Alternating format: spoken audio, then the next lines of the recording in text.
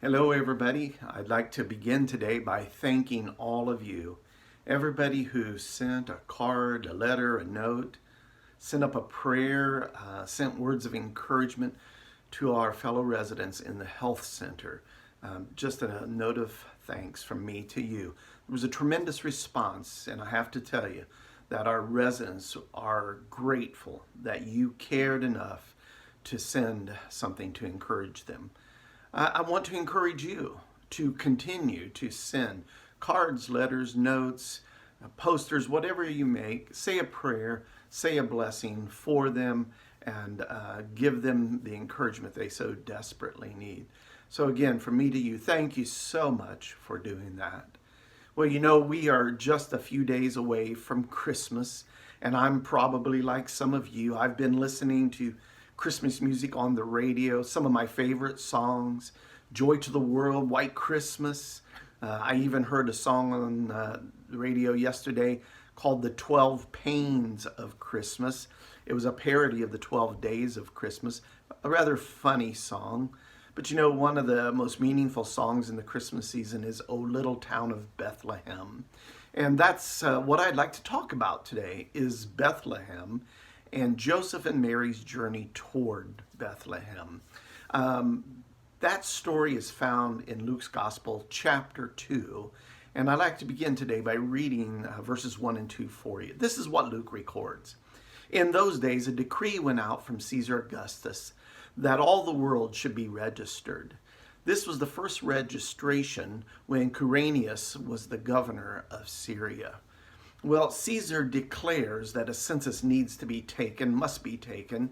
It could have included the entire Roman Empire, or it might have been just a provincial census in that area surrounding Palestine. We don't know either way.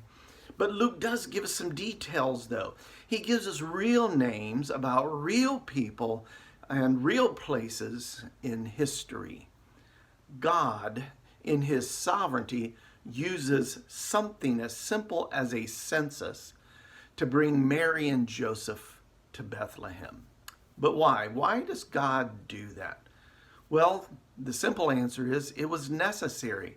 If the Old Testament prophecies concerning the Messiah were to be fulfilled, Mary and Joseph needed to be in Bethlehem. So, did you know this? God is always working. He's always working in our world to bring about his plans and his purposes. And that means that God is working in your life and God is working in my life to bring about his purposes also. Even during those times when God seems the most silent or the most uninvolved in our lives, he's still working.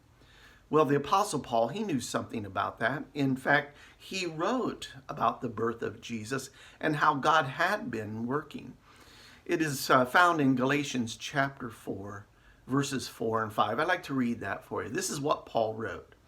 But when the fullness of time had come, God sent forth his Son, born of a woman, born under the law, to redeem those who were under the law, so that we might receive adoption as sons. The exact time had arrived when all things were ready for Christ's coming into our world. All that God had foreseen, all that God had foreknew, everything he had planned happened at its appointed time.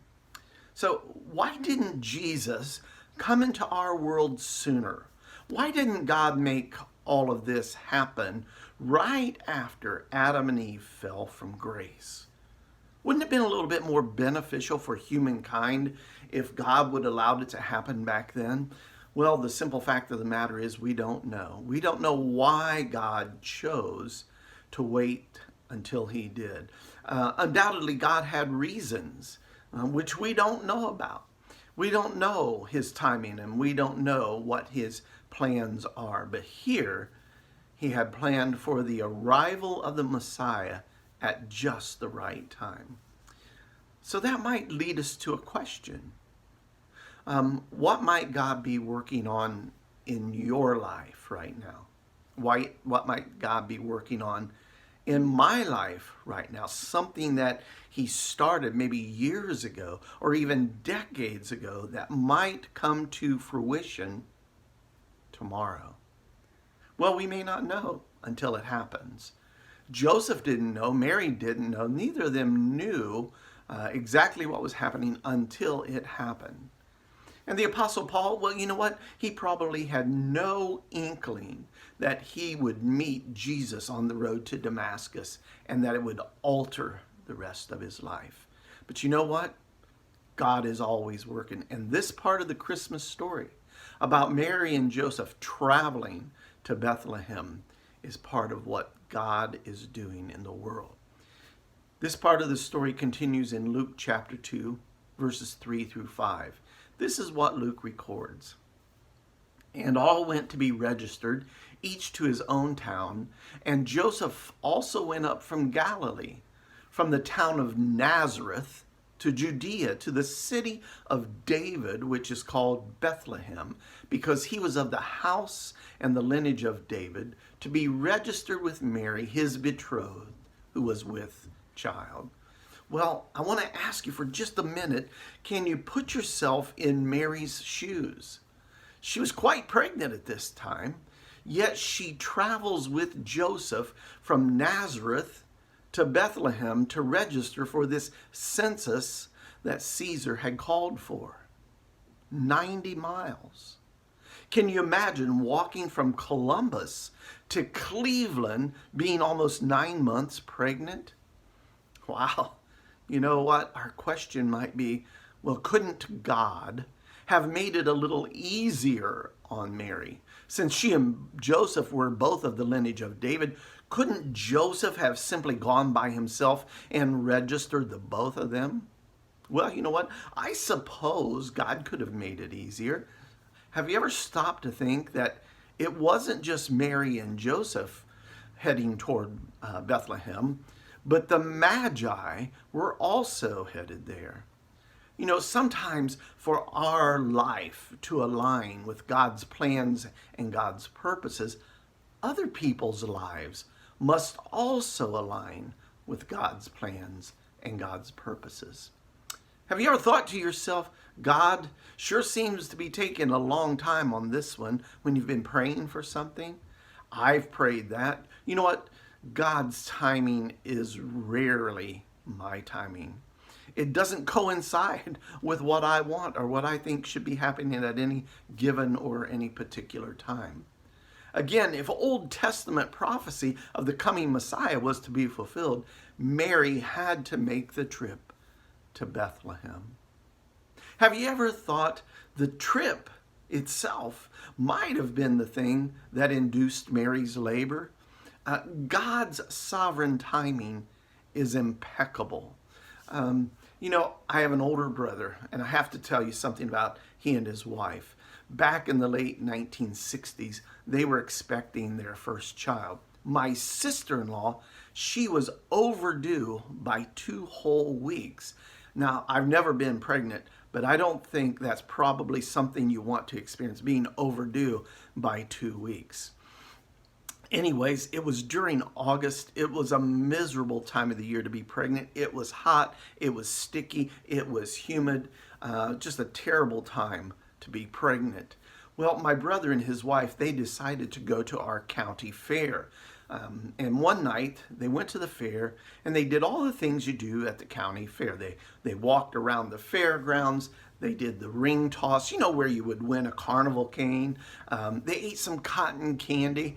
And of all things, my sister-in-law rode all the rides. Everything from the Ferris wheel to the tilt-a-whirl. Well, the next day, she delivered a daughter.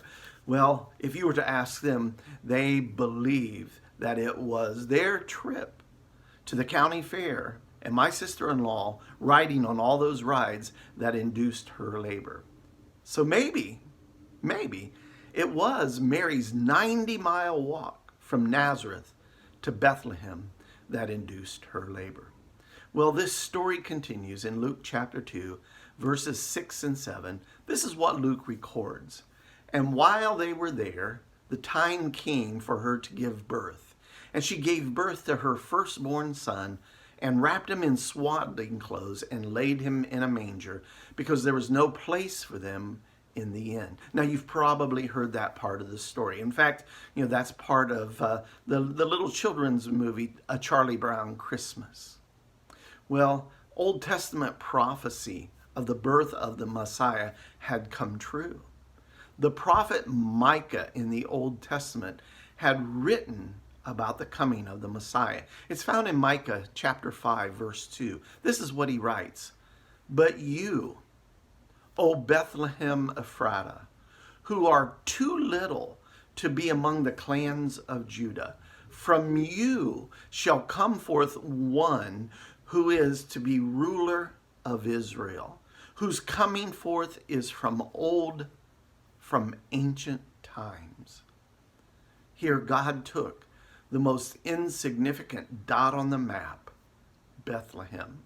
So small, it wasn't even recognized as significant even among its own tribe.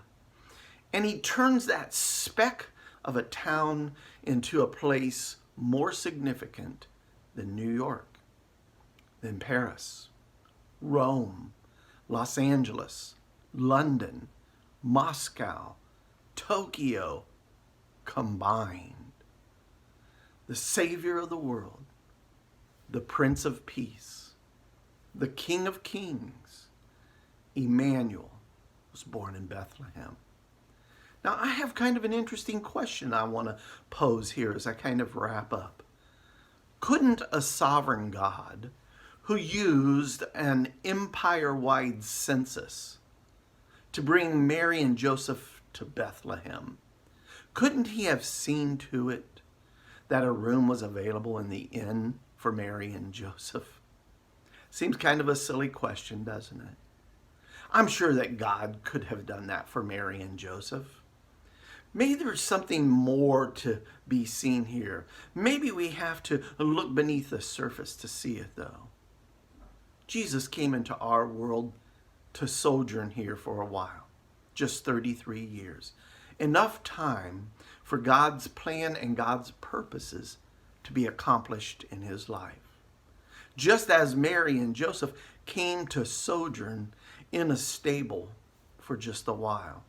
Enough time for God's plans and God's purposes to be accomplished, that the Messiah would be born there among the animals.